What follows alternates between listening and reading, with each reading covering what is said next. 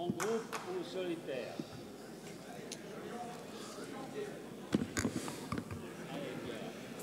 Bonjour à tous. Je vous transmets le salut fraternel du syndicat de FO Carrefour Siège. Mandaté par le syndicat, je voterai favorablement le rapport de trésorerie ainsi que le rapport d'activité. Avant de commencer mon intervention, je tiens ici à remercier Deyane pour l'action menée au cours de ses mandats au sein de la Fédération, mais aussi pour le soutien indéfectible qu'il a eu pour le syndicat FO Carrefour Siège, ainsi que pour ses adhérents et militants lorsqu'ils ont été vilipendés, attaqués par un Rastignac démonétisé. Je vais intervenir maintenant sur mon intervention.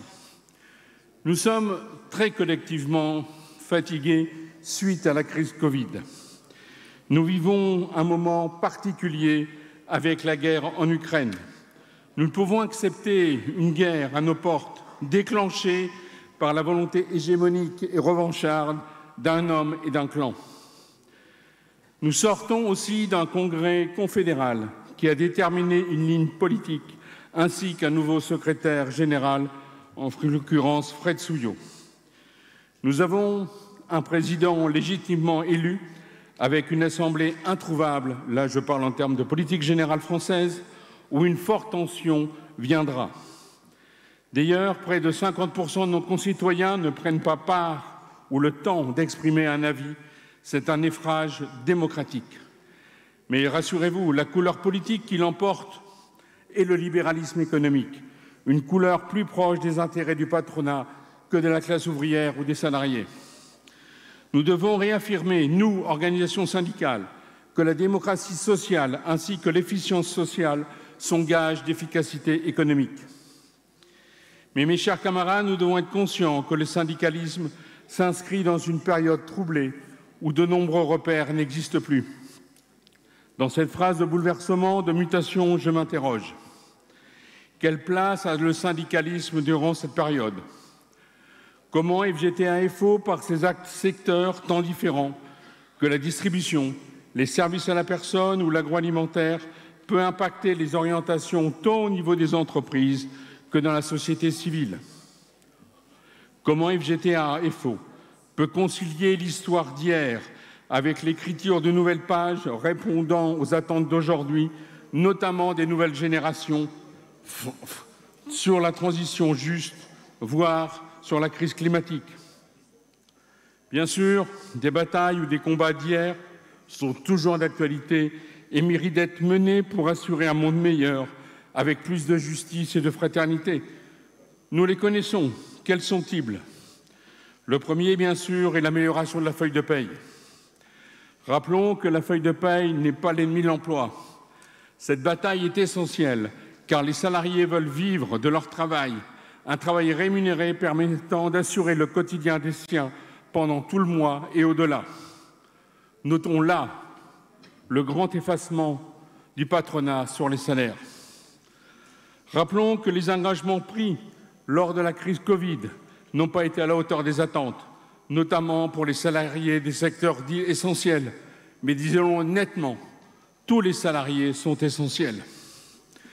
Nous vivons une crise économique où le facteur inflation structurelle entraîne des fortes attentes de tous les salariés sur la revalorisation des salaires et des minima sociaux.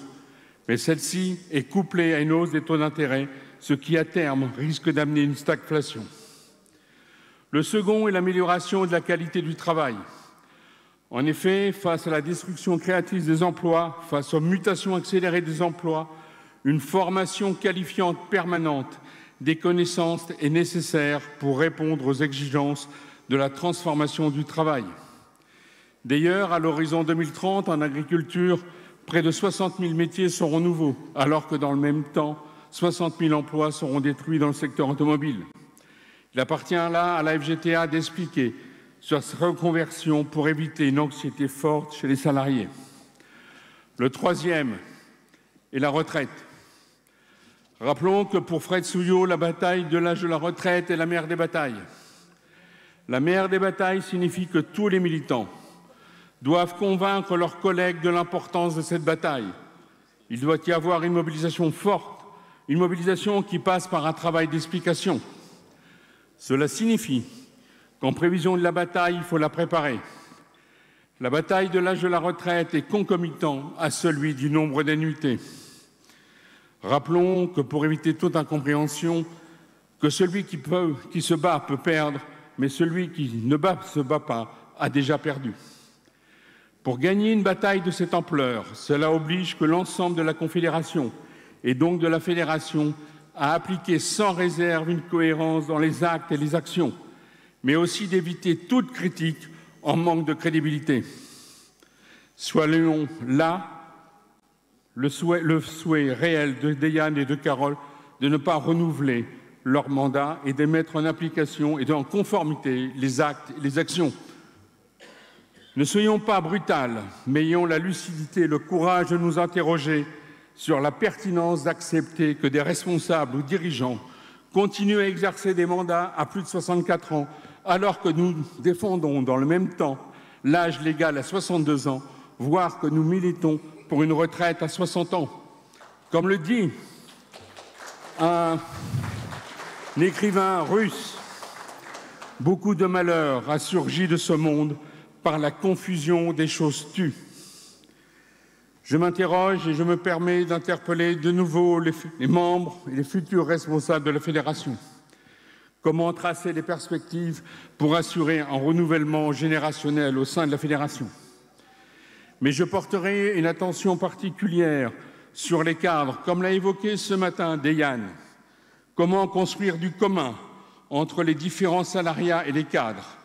Rappelons-le ici avec force, que les cadres sont des salariés à part entière et non entièrement à part. Comment assurer une représentativité forte et comment assurer une progression lors des prochaines élections CSE si les salariés cadres ne sont pas considérés et intégrés dans les discours de la Fédération? Réunir employés, agents de maîtrise, cadres est une exigence qui s'impose à tous et bien sûr en premier lieu aux membres des instances de la Fédération. Pour réussir à être plus nombreux et plus forts, slogan issu du dernier congrès confédéral, il est nécessaire d'appliquer un autre slogan hérité de 1968. Il est interdit d'interdire de recruter des cadres. Oui, cela passe par une volonté d'ouverture, de rencontre. Mais là où il y a une volonté, il y a un chemin. Alors, pour vous donner du cœur à l'ouvrage, je vous donne cette phrase de Mark Twain. Ils ne savaient pas que c'était impossible, c'est pour ça qu'ils l'ont fait. Mais comme vous êtes certains friands de métaphores animalières, je vais vous donner celle-là, de Deng Xiaoping. Que le chat soit gris ou noir, peu importe, pourvu qu'il attrape la souris.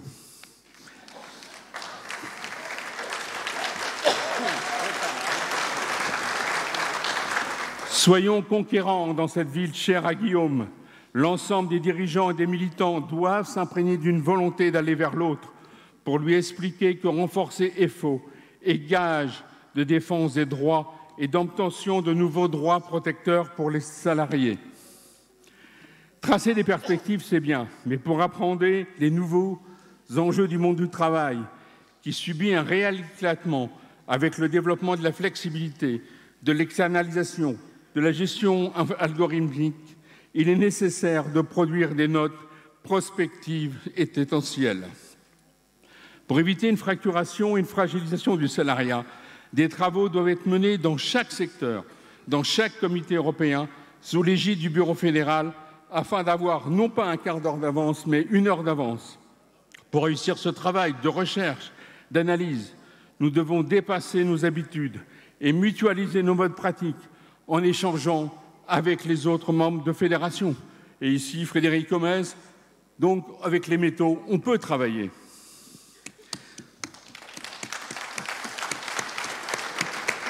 Déterminés, engagés, Enola, Nora, Brahim, Laurent, Nathan, Anaïs, Mario, Afsa, Sophie, André, militants venus du monde rural ou urbain, venant de l'usine, du magasin, de l'entrepôt, du salon de coiffure ou d'une structure support, ne renonceront pas pour porter haut la défense des droits, mais seront le visage d'un nouveau syndicalisme libre, indépendant, volontaire, ouvert sur le monde. Et demandons à notre futur secrétaire général d'appliquer cette phrase que j'ai modifiée. Accordez-moi, camarades, la sérénité pour accepter tout ce que je ne peux pas changer, le courage pour changer tout ce que je peux et la sagesse nécessaire pour reconnaître la différence. L'avenir, ce n'est pas fatalement ce qui va se produire, mais ce que tous ensemble nous allons faire. Vive FO Carrefour Siège, vive la FGTA, vive un syndicalisme libre et indépendant.